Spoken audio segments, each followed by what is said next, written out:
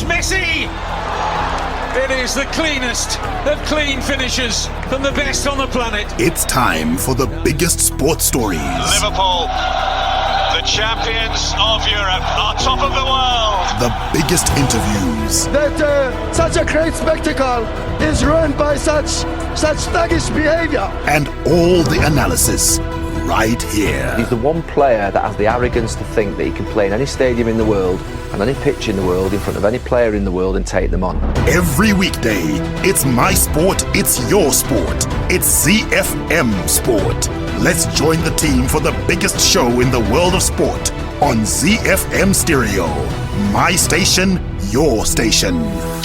Friday evening, and it's a very good evening. Zimbabwe normally would be looking forward to trooping out to Rufaro, to Mandava, to Barberfield Stadium, or if you're a cricket fan, to Harare Sports Club, old Hararians, old Miltonians, and so many places. But unfortunately, due to the COVID pandemic, we have to stay indoors. But don't despair, there's plenty of action on television, and we here on ZiFM Sport will endeavor over the course of the next 50 minutes to preview the weekend's big sporting action for you. The team that's here for you to deliver that show is our producer Sean Everitt. Barry Benandi is here, so is Chris Midzi. My name is Mike Madoda. Now on the home front, FC Platinum coach Norman Mapeza Mushina Wamajuzi says he's keen to balance his side for the upcoming CAF Confederation Cup playoff tie against ASC Giraffe of Senegal. We also have international sports news for you, where Sean Everitt believes that the Sharks have already had a successful year since the start of last year's disrupted Super Rugby competition, but winning the Currie Cup tomorrow will be the cherry on top. We'll take you around the world in 60, starting off in Australia, where Victoria Azarenka is chasing Grand Slam dreams once again after a change in mentality proved the catalyst for her run to the US Open final. In England, Formula One champions Mercedes say they've had an unusual and intense winter due to significant changes to their 2021 car. And in the United States, former Masters champion Patrick Reed didn't put a foot wrong on the North Coast at Torrey Pines, firing an 8 under par 64 to share the first round lead in the PGA Tour Farmers Insurance Open with Sweden's Alex Noren. We'll take our play of the day and then we'll dive into the beautiful game where kickoff is on the continent at Chan, where it's knockout time as the quarterfinal lineup was confirmed after Guinea scored a late equalizer to earn a 2-2 draw with Tanzania and seal a place in the last 8. In the Premier League, Liverpool earned their first league victory of 2021 as the second half double saw them win 3-1 at Spurs last night, but there were further injury setbacks for the champions. In La Liga, Barcelona welcome home Plucky Athletic Club as they aim to break into the top 2 of the La Liga table. And there is also plenty of action in Serie A, Bundesliga, Liga 1, plus the small matter of the Soweto Derby in the DStv Premiership. All of that and so much more to look forward to here on Fire Friday. But first, our power play. Here's Ashniko. It's featuring Khalees. It's called Deal With It. The Home Front. Local sports news and analysis.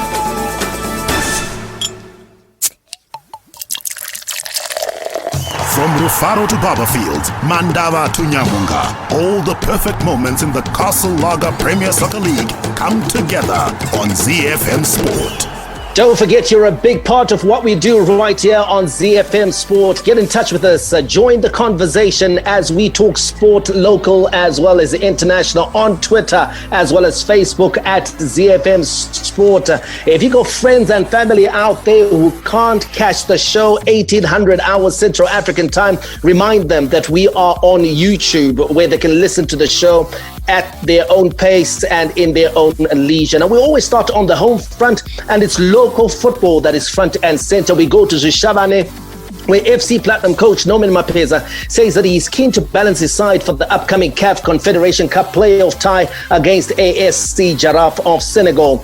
This follows the club's reunion with experienced players Donald Ngoma and former soccer star of the year Rodwo Chinyengetere. The Platinum Miners, who are battling to try and qualify for the group stages of the continent's second-tier competition, also signed ex-Caps United midfielder Innocent Muchaneka and the versatile former Dynamo's defender Blessing Moyo. You've got to say, Barry, that Norman Mapeza is going about his business quietly, effectively, but very quickly, because he knows that he needs to refresh his side and he needs to build a side that can make a lot of headway in the CAF Confederation Cup. Absolutely, and strengthen it he needs to, because I don't think he took very well the ouster out of the Champions League. Not only because he was knocked out of the competition, but I think the manner in which they were knocked out of the competition by Simba SC of Tanzania. And so he wants to make sure that he makes a real surge in the Confederations Cup. He's got us a second bite of the cherry, as it were, and wants to make sure that there are no loose ends that are left sort of hanging. And one of those loose ends was obviously to plug what he can do in attack, with Perfect Chikwende joining, of course, Simba SC of Tanzania, and some irony there. But Donald Ngoma, I think, is a good signing that will ensure that he's still got the firepower going forward, because Perfect Chikwende was great in build-up play, but also we had a goal in him, and we saw it in these qualifying phases of the Champions League. I think he had like 2 or 3 goals for FC Platinum before he left, so he needs to replace those goals with someone, and Donald Ngoma will have that responsibility. Chris, they've lost a good player in Perfect Chikwende. Barry mentions the fact that he was a creative player, but he also chipped in with goals now and again.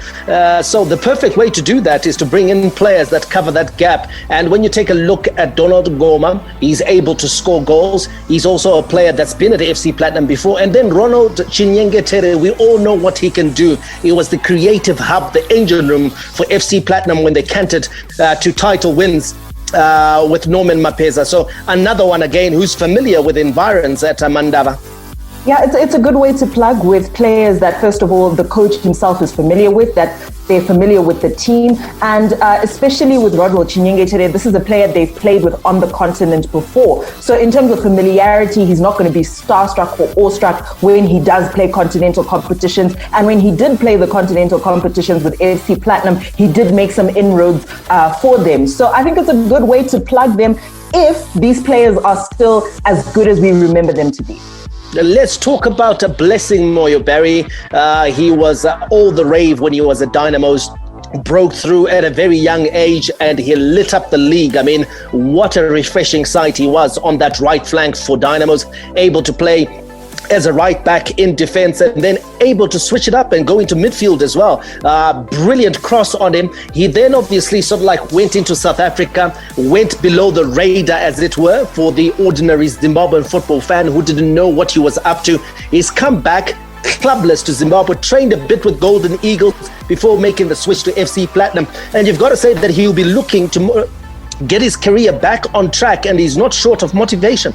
Absolutely, and in truth, I think Norman, when he saw that the player was available, jumped at the idea and the opportunity to sign him because of those facets that you've mentioned, but also the fact that this is a fullback slash winger slash wide man who actually has some size about him. He's a big boy. He's not small. So when you're going into Africa, and I am assuming that Norman Mapeza is planning with positivity in mind, that they're going to be able to get past ASC Jaraf in this two-legged tie, and then go into the group stages of the Confederations Cup. When you start playing those teams on the continent, size is going to be a factor. And so if he's got the big boys that can scrap it with him, he's got Lawrence Mhlanga at the back, and then at the side of Lawrence Mhlanga, you got Blessing Moyo.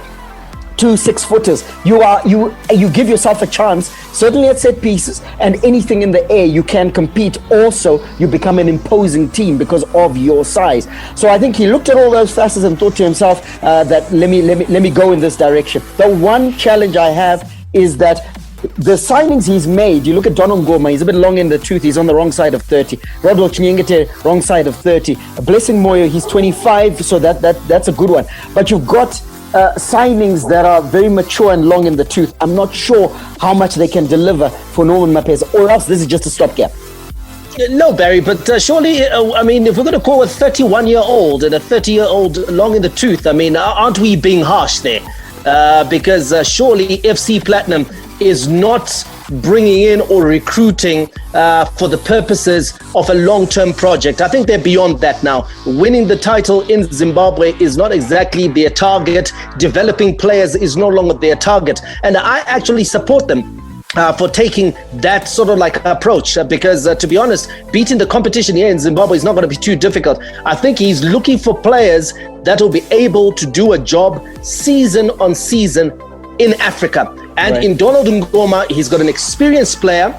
He's got a boy with size, with height, and a bit of athletic ability, and he needs that physical presence up top. Same applies to Rodwo Chinyengeta. Again, Chris talked about the fact that he's played for FC Platinum on the continent. He's not going to be overawed with the occasion. So I think he's looking for players who can do the job on the continent rather than thinking, hey, what's my team going to be looking like in 4 or 5 years' time? The guy we haven't spoken about, Chris, is Innocent Mucheneka. Now, if we had to talk about the most outstanding players in our local league over the last 5 years, and you had to pick 5 players, Innocent Mucheneka would easily fit in those 5 players.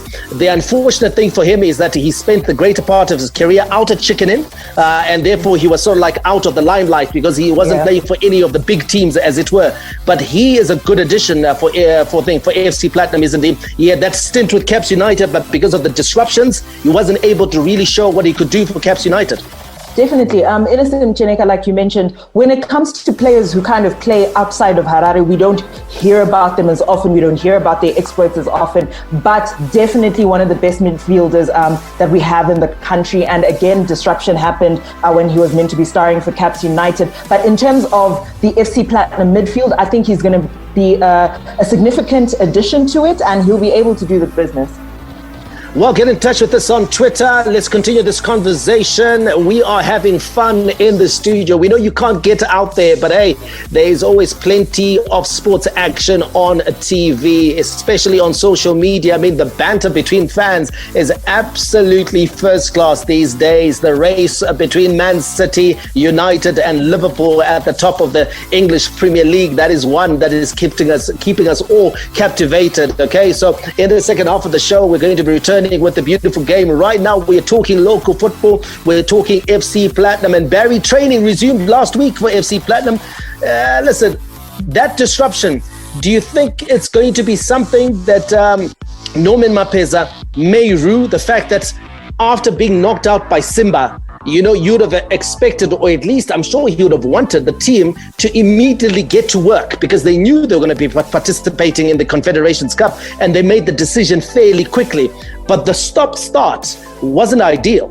Yeah, it wasn't ideal at all. And if you look at it, he would have had a nice sort of 3 to 4 week bedding in period. He could have brought in his players and worked with them for a longer period.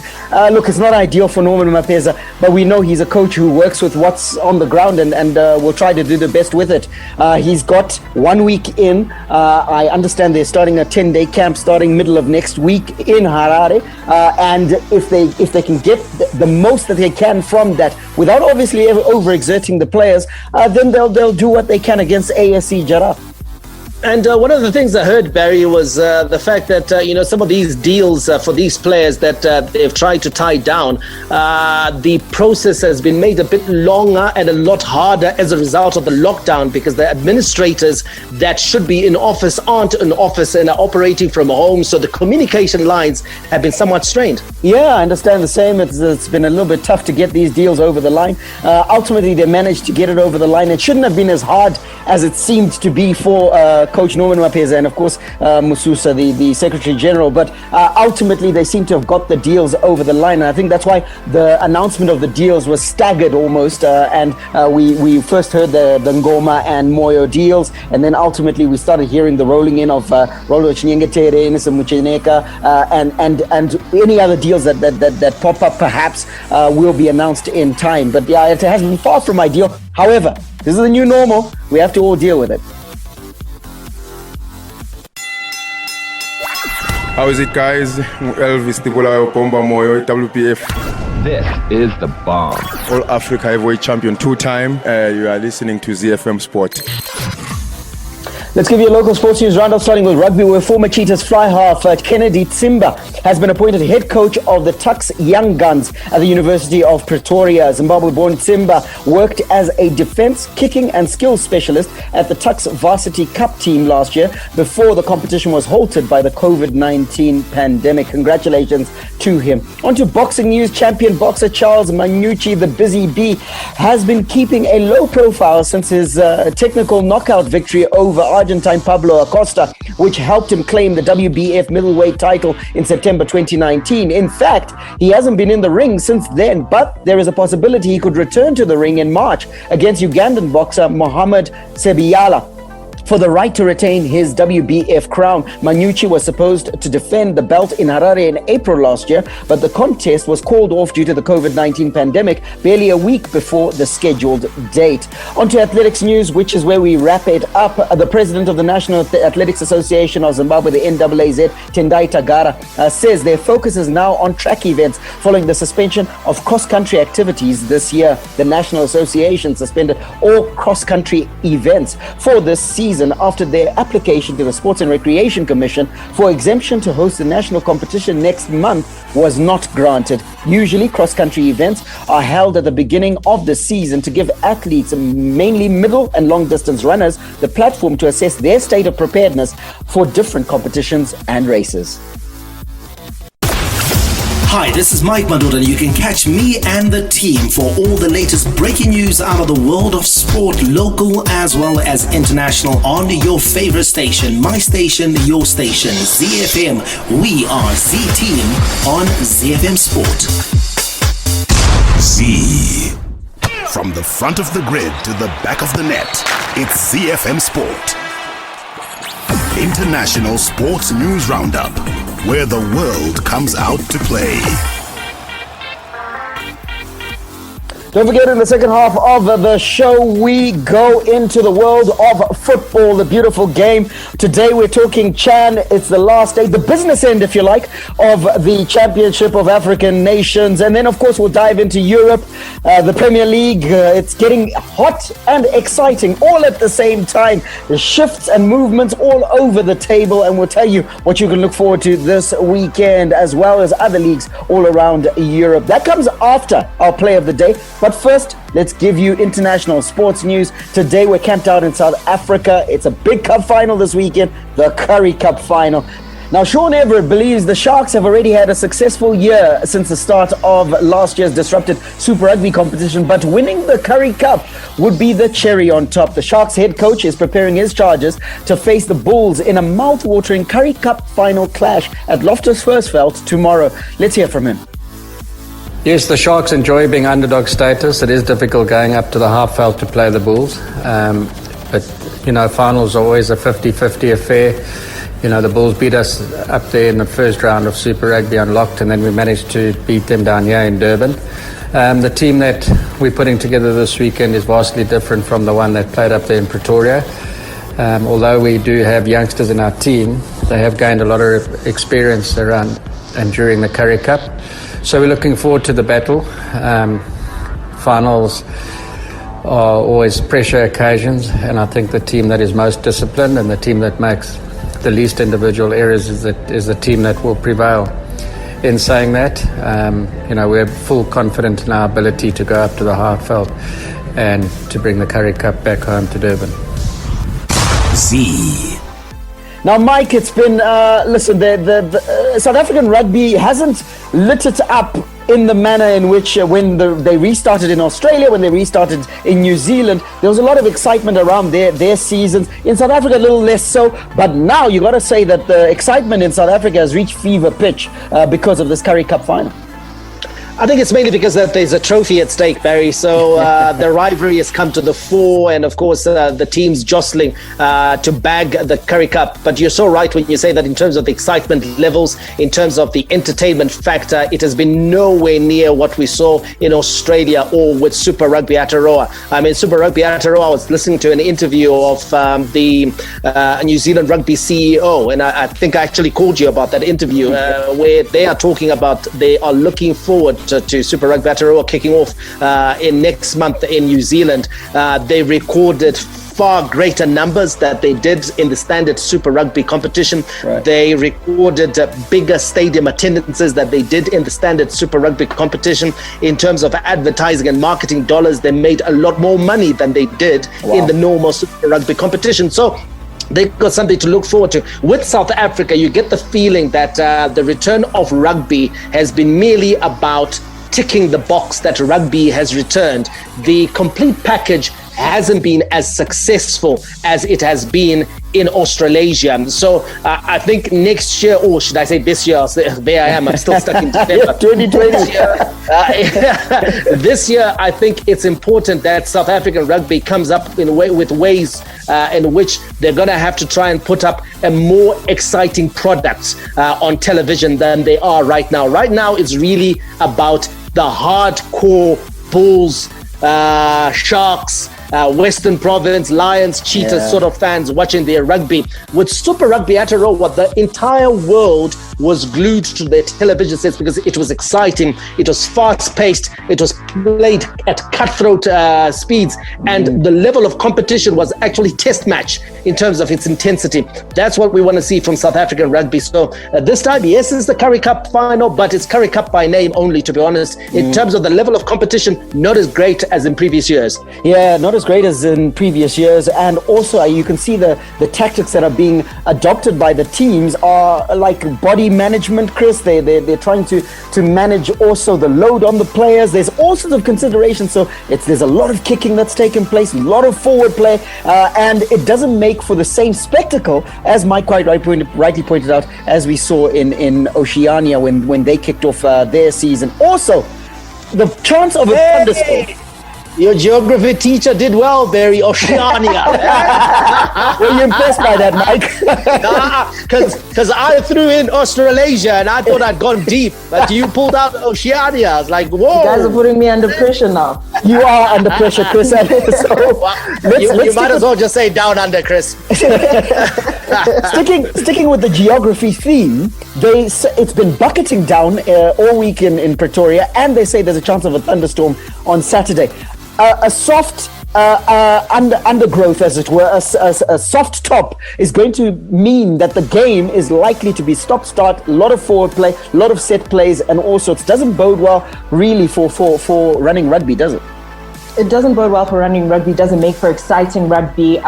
Like Mike said, already you have a situation where this competition wasn't as exciting. This final, I think, has been made a bit more exciting by the fact that you have your kind of your big franchises that are now having a final. It's your Bulls, it's your Sharks. It's quite exciting from that perspective. But in terms of a spectacle, I think the rain is going to be it's going to be a downer, literally, and it's going to have a big impact on that game. What you would want is an exciting final to cap off this tournament, and for this year to then almost set that as almost a standard for going forward. But unfortunately, I doubt that will be the case, especially like you said, if they're doing all of this management in terms of the players themselves. We're not likely to see exciting rugby, but look, it's the final. Mikey, you called it. You felt that the Sharks had enough in the tank. Let's go to the teams now. You felt that the Sharks had enough in the tank on the basis that when Super Rugby was halted, and then ultimately it was permanently, but when it was halted, they were like the top of the tree. They were the form side, and it doesn't look to have changed that much. What has changed is what they are, the tactics they're resigning to. And I've got two words for you: Curwin Bosch. Yeah, Curwin Bosch, he's possibly the best kicker in South African rugby at the moment, and the game and their game plan is going to revolve around him.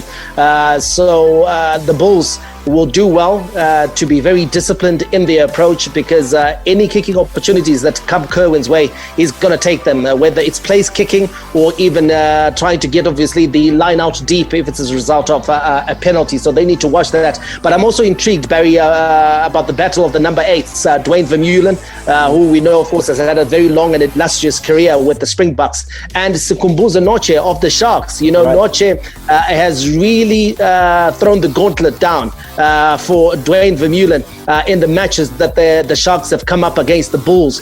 You know, he's a young buck, as it were, and, you know, the young bucks are always trying to prove a point to the older ones. Dwayne Vermeulen, we all know, he never shirks, he never gives an inch, and he'll be wanting to show that, hey, listen, I am the main guy in South African rugby as far as the number 8 position is concerned. So that's a nice little one, that competition to watch from the base of the scrum to see who's going to have the bigger impact, especially physically, because there's going to be a lot of ball carrying, Barry. You talked about the forwards being key in terms of the game plan. So it means that, when the ball goes into the scrum, we're going to see the number 8s come off the base of that scrum a lot more than we're going to see the scrum half passing the ball into midfield. So we're going to see that, and it's going to be very physical. And I think the guy who has more carrying yards between Noche and Vermeulen, who has the greater impact, I think will probably set their team on the way to victory.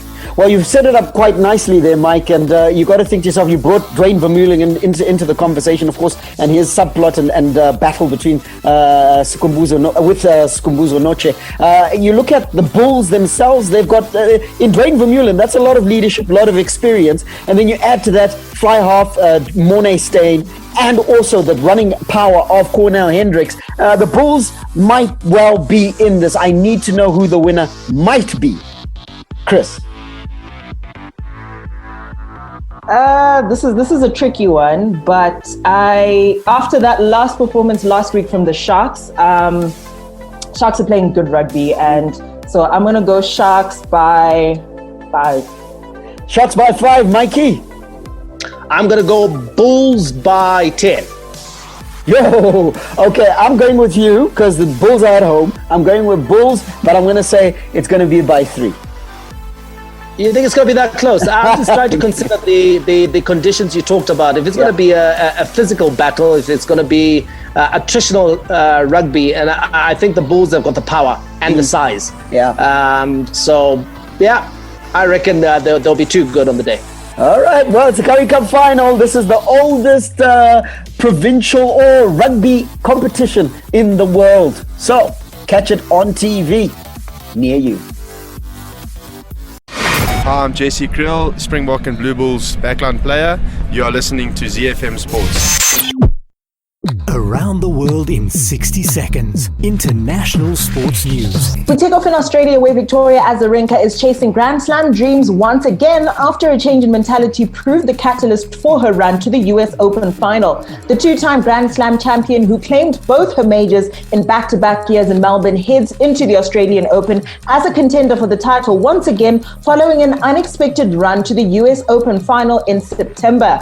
We'll head over to England, where Formula One champions Mercedes say they've had an unusual and intense winter due to significant changes to their 2021 car. Mercedes will be dealing with the sport's new handicap rules, and they are eager to discover whether they have done enough to stay ahead of their rivals. With Formula One's major rules overhaul delayed until 2022 due to the COVID-19 pandemic, there will be plenty of carryover from the 2020 cars for this year's season.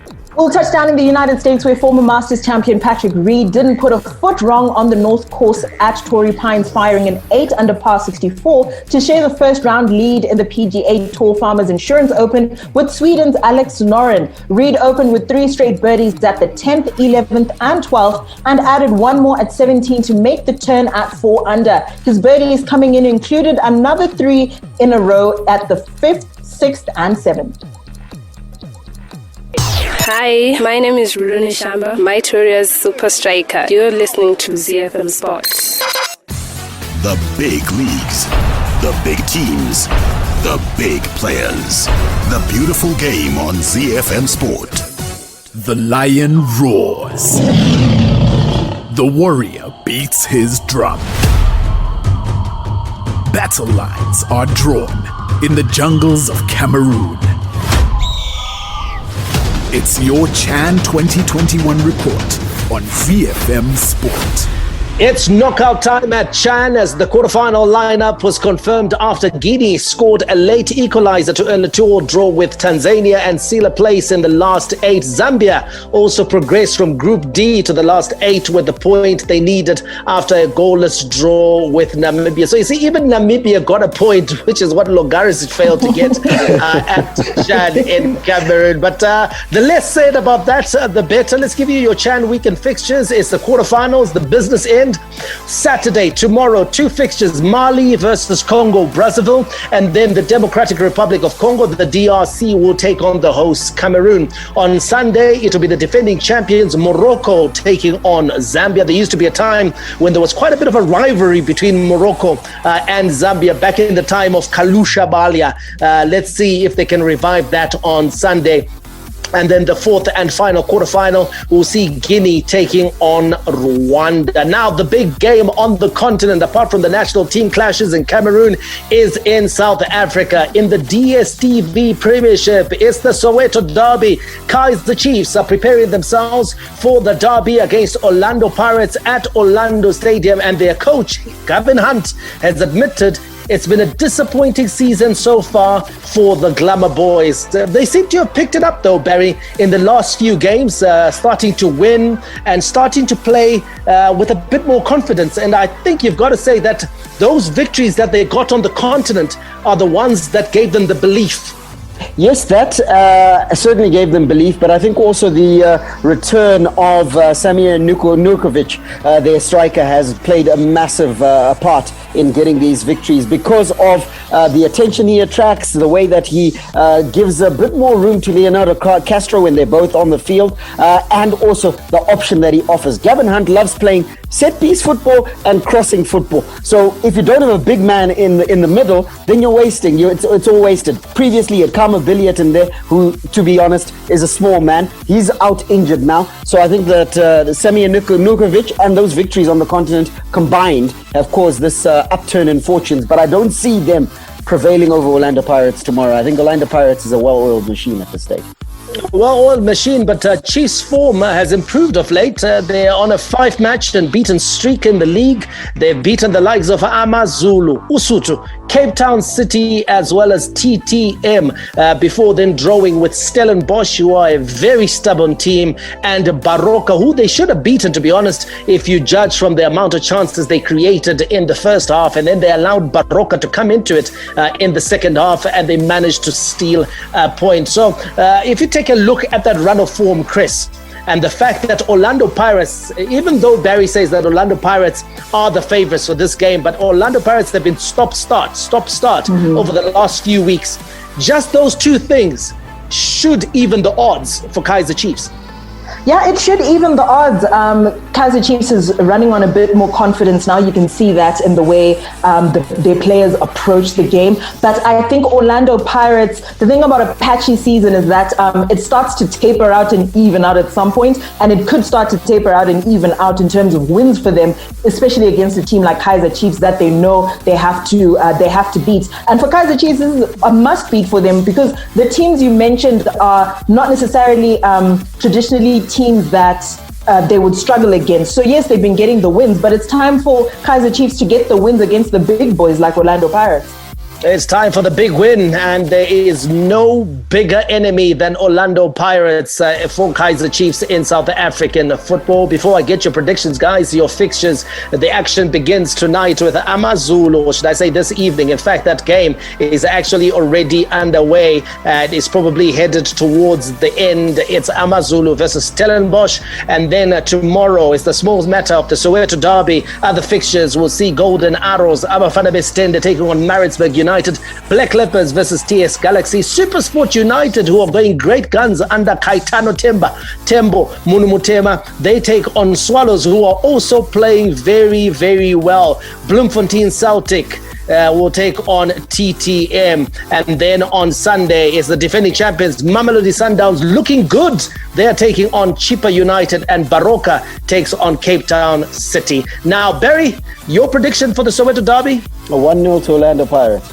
1-0 to the Pirates. And Chris? I'm going to go 2-1 to Pirates. 2-1 to Pirates. So it looks like Pirates are the team that are being favored. Kaizer Chiefs will be looking to change all that and give their supporters something to celebrate come tomorrow. No, we haven't heard your prediction. And your prediction, Mike? Predictably, Orlando Pirates. I think Orlando Pirates should win this one 2-1. All the rivalry. Here is Harry Kane for Tottenham. Oh, what a goal! A classic derby goal from Harry Kane. Catch him if you can. all the stars. Back heels Liverpool 2 in front. Talk about impudence.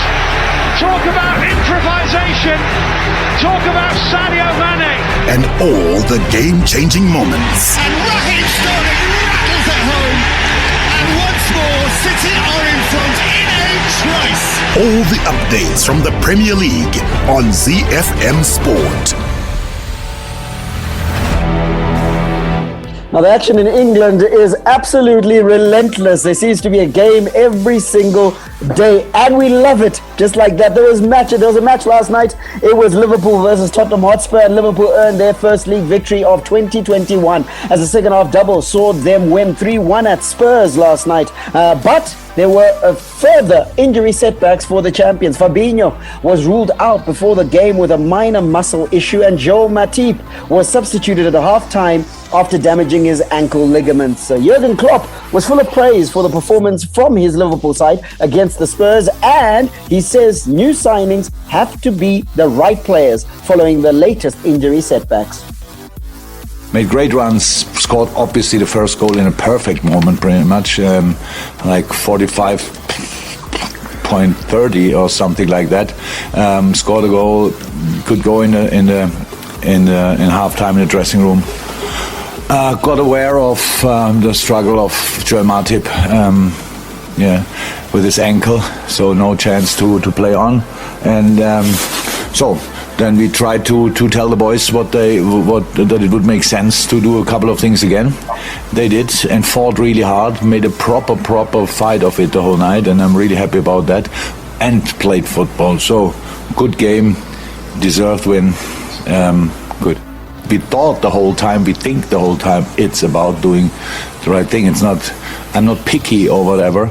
I think I know he's never, but we need to find the right player. We have players still, not a lot, to be honest, in the defense line. It's incredible what's happening there. It's really incredible. But yeah, that's it. You got to say, Mike, he's absolutely right that if he signs players, he's got to sign the right players and not just bring a body in, as he puts it, because bringing a body in means that when all the players are fit, you then have the problem of facilitating room for that player to play. Yeah, absolutely, Barry. What happens when Virgil comes back? What happens when Joel Matip is fit? What happens when Joe Gomez comes back? You don't want to have signed someone, put them on decent wages, and that player is not going to be a major contributor. So I think Jurgen Klopp is a bit reluctant, together with Michael Edwards. They're a bit reluctant to bring in someone just for the sake of bringing them in to do a job until the end of the season. As we saw with Liverpool last night versus Spurs, they do have players who are able to hold fort in the meantime. I mean, this is a Spurs side, which is one of the most feared attacking sides, with Son, with Harry Kane, and players of that ilk. But yet they were made to look a bit redundant. Apart from that one scare early on where Son had the ball in the back of the net, and then it was adjudged to be offside. I can't think of any other moment where Spurs put that makeshift defense of Liverpool's under pressure. There wasn't. The goal they got was a punt from 30 yards out. I mean, what a strike it was. But they had to score that sort of goal because Liverpool didn't give them a look in the defensive third whatsoever. So I think Klopp may bide his time and wait until the off-season to add to the players that he's got at Liverpool, because I think he's looking to add players who actually put pressure on the starters and thereby improve the squad. So this match resulting in Jurgen Klopp having to consider his options after injuries to key players, especially at centre-half. But Chris, you got to say to yourself, this match also big considerations for Jose Mourinho, because he lost Harry Kane, who couldn't come back for the second half, and both ankles injured. That's got to be a tough one. They say he's going to be out for a few weeks. We'll know exactly how many as we go into the weekend. Yeah, that's going to be a tough one. I think that combination of Kane and Son was almost like the key for Tottenham, and not being able to have that combination of players. Yes, they're not short of depth, but I think that combination was working week in, week out for Tottenham, and not to have that player, I think, was going to be a bit of a dent for Mourinho. He sounded incredibly disappointed in the post-match when he was asked just how long he would be out, etc. So I think for him, it's going to be a dent, and we'll see how he'll be able to maneuver around this one. And those two players that Chris talked about, Barry, they need each other. Kane needs Son, Son needs Kane. We saw how lost Son was without Kane in the second half. It was a lot easier to defend against him because no one had that ball over the top or the ball wide or the ball to his feet that Kane has been very good in supplying this season. So it's going to be a bit of a setback for Jose Mourinho. And to be honest, if they are not able to fix this attacking conundrum of theirs, they may well fall short in terms of their bid to qualify for the Champions League. Never mind winning the title. Yeah, absolutely. Yes, Son looked like a lover left behind after their lover travelled for business. So yeah, he needs Harry Kane to be back in an absolute hurry. Possibly an opportunity for Lucas Moura to make the step up. So that was last night. Starting tomorrow, it all starts again because the Premier League is back. Here are your fixtures. Everton takes on Newcastle United. Crystal Palace host Wolves. Manchester City will entertain Sheffield United. West Bromwich Albion take on Fulham. Southampton host Aston Villa at St Mary's. Chelsea will take on Burnley under the tutelage of Thomas Tuchel. Chelsea will be. Leicester City will take on Leeds United. West Ham United versus Liverpool. And then it's Brighton versus Tottenham Hotspur. But the match of the weekend is Arsenal versus Manchester United. This one is one for the ages, guys. And you got to say, Chris, this is one that both managers need for different reasons. Ole Gunnar Solskjaer needs it to keep that momentum at the top of the table. He was rattled by Sheffield United, bottom of the table, Sheffield United in midweek, and now needs to get the ship back on track. Arsenal, for them to maintain their momentum of those wins, it's going to be an entertaining affair, potentially. Potentially a very entertaining game. My only caution would be that Ole Gunnar Solskjaer likes to play a cautious game when he feels like his team is against the wall. So in this scenario, he definitely needs to win this to maintain that momentum. They were starting to be talk about title, Manchester United being title challengers, sitting at the top of the table, and he wants to maintain that sort of situation. Arsenal need obviously to continue their run and climb up the table. So both of these managers need it. But the last time Manchester United were in a similar situation where they came against a team where we expected fireworks, where we expected a fit and firing attacking Manchester United side, we didn't get that. So for me, I would caution not to expect fireworks from this particular encounter. But you look at it, Mike, all over the field there is quality. So yes, I agree with Chris that the tactics might affect it. But if these managers go out and attack, we've got the attacking prowess of Bruno Fernandes, Paul Pogba, who's in the form of his life. And then on the other side, the young guns of Saka, Smith Rowe, Lacazette coming into his own now. And it's potentially, if these two teams go head to head and go fire for fire, we could have some football match at the Emirates. Well, the one thing that Ole needs to fix is he needs to get Bruno Fernandes to rediscover his mojo. Because he's kind of like lost it over the last month. I think the statistics over the last 4 matches, 0 assists, 0 goals scored. And that's not the Bruno that Manchester United and 1,000 turnovers. Yeah, and 1,000 turnovers. I think in the game versus Sheffield United, I think he gave up the ball 32 times in the time that he was on the pitch. So he's not having the best time of it, but there's never a better time for you to rediscover your mojo than when it's needed the most in a game against Arsenal. So it'll be very interesting, that game. Paul Pogba is playing very well.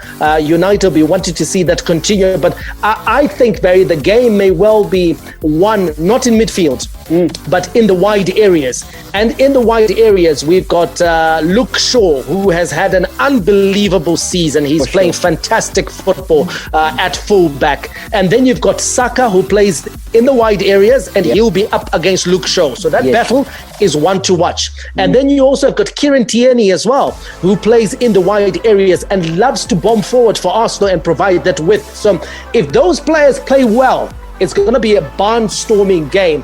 And then Aubameyang, has he got it mentally? You know, his mother is not feeling well. He skipped the last game that Arsenal played because he needed to look after his mother. Will that be playing on his mind? Is he able to? He looked like he was getting back to his form, to his old self, his old goal-scoring self. So there'll be questions. But I reckon this is a game where it's probably too tight to call, Barry. It's very difficult to see which way it may go. Yeah, it's too tight to call, but in typical ZiFM sport fashion, Chris, I'm still going to ask you to call it. This is really tricky, but I'm going to go with I'm going hard here. 2-1 win for Manchester United. 2-1 win. Who's going to score in your view? Bruno penalty. Bruno Fernandes. I think that's a bit of a non-question, Barry. From the penalty spot, no doubt. Mikey. A VAR given goal for good measure, Barry. I am going with Arsenal. I think Arsenal have turned a corner. They're playing good football. And Chris mentioned the fact that Ole may go defensive. That will play in Arsenal's hands if he does that, because Arsenal has been playing some really good football, and the only way to get at Arsenal, I think, is to attack them, put them under pressure defensively. And if you try and play counter-attacking football, they got some very wily customers, especially in central midfielders like Granit Xhaka, who a lot of people don't like, but he breaks play up very well. He's very good at those cynical fouls and so forth. So I reckon I'm going to give it to Arsenal 2-1. Yeah, I think I'm going to go Arsenal as well, but I'm going to give it as a 1-0 scoreline for Arsenal. I think it's going to take some time to break down Manchester United, and I suspect that, Chris, you're right. Man U will be very tight, and Arsenal will eventually get there. 1-0, I'm going to say. The league that makes football oh so beautiful, where artistry and strokes of genius are the order of any day, where the game is played with a smile and the little master creates his magic. It's Lionel Messi! All the news from the Spanish La Liga on ZiFM Sport. The goal the world wanted! We'll end off with a wrap of your European league, starting with La Liga, where Barcelona welcome plucky Athletic Club as they aim to break into the top two of the La Liga table. Your other fixtures, Real Madrid versus Levante. Villarreal will be taking on Real Sociedad, and Cadiz welcome log leaders Atletico Madrid. Heading over to the Bundesliga, second place, the RB Leipzig will take on third place Bayer Leverkusen, with the visitors able to overtake their opponents into second place in the table with a victory. The rest of the fixtures there, Borussia Dortmund versus Augsburg, Bayern Munich will be up against Hoffenheim, and Werder Bremen against Schalke 04. We'll end off in Serie A, where Sampdoria will be taking on Juventus this weekend. Inter Milan versus Benevento, Atalanta against Lazio, and AC Milan will look to put back-to-back defeats behind them when they get their Serie A title challenge back on track, traveling to Bologna tomorrow. And that's all we have time for. We gotta go. We'll catch you on Monday. Have a fantastic weekend, Zimbabwe. May God richly bless you. That's my story, and I'm sticking to it. Manandi, out. And it's Messi! It is the cleanest of clean finishes from the best on the planet. The biggest sports stories. Liverpool, the champions of Europe, are top of the world. The biggest interviews. That such a great spectacle is ruined by such thuggish behavior. And all the analysis right here. He's the one player that has the arrogance to think that he can play in any stadium in the world and any pitch in the world in front of any player in the world and take them on. Every weekday, it's my sport, it's your sport. It's ZiFM Sport on ZiFM Stereo. My station, your station.